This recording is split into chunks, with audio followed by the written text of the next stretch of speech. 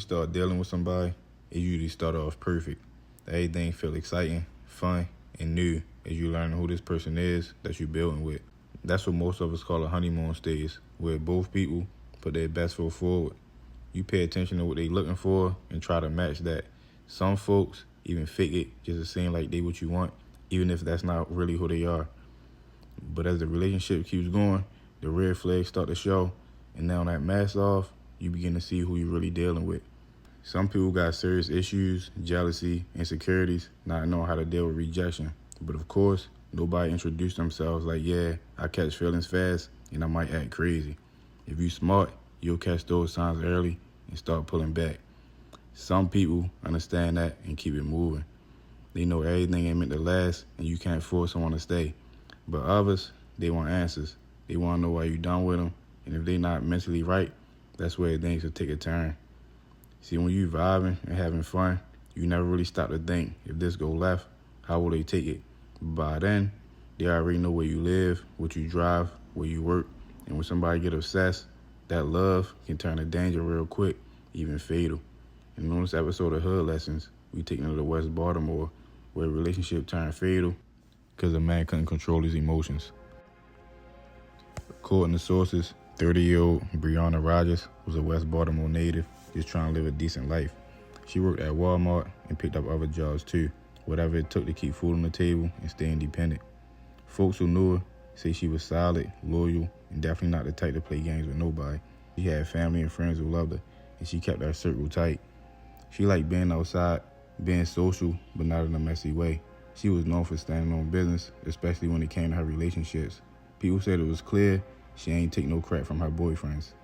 At the time of her death, Briana was living with her boyfriend, Major Kitchen, in an apartment off Liberty Heights Avenue near Mondawmin. The two had been together for a while, but behind closed doors, things weren't perfect. On the night of January 19, 2021, things took a dark turn. Briana and Major got into an argument outside their apartment. What exactly sparked was unclear, but whatever was said or done, it pushed things to a deadly point. Somewhere between the argument and the next few hours, Major Kitchen pulled out a blick and hit Briana. Then, instead of calling for help or showing any kind of remorse, he wrapped her body in a blanket, loaded into her own car, and drove down the street, specifically on Swan Drive of Druid Hill Park, just leaving her there lifeless in the cold and went on like nothing happened. When police found her body later that evening, they had no idea who she was at first, but the investigation led right back to her apartment and right back to Major. Inside, detectives found blood evidence in the building, traces of her DNA in the car, and a .40 caliber handgun with his fingerprints and her blood on it. And the most craziest part, when they asked him about Briana, he ain't even act surprised. Instead, he just said, "Did y'all find her?"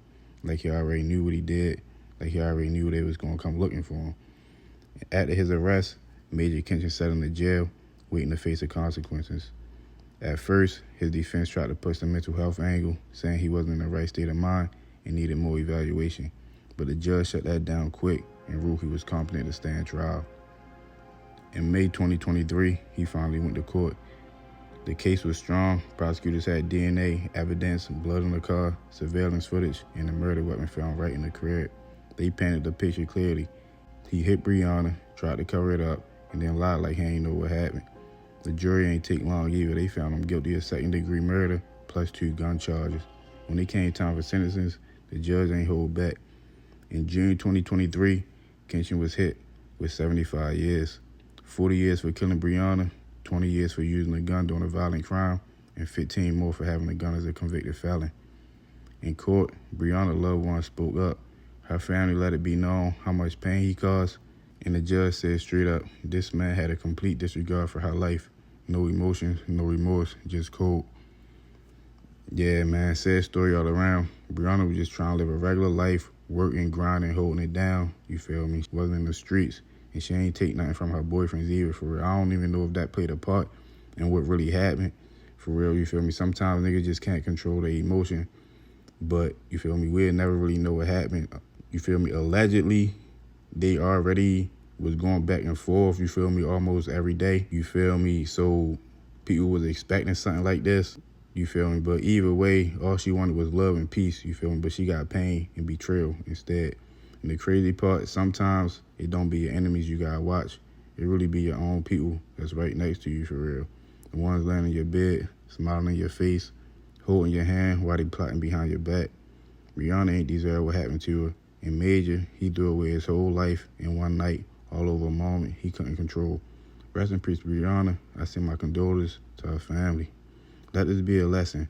Walk away if you got to. Ain't no argument worth taking a life. Ain't no love real if it ends in a grave.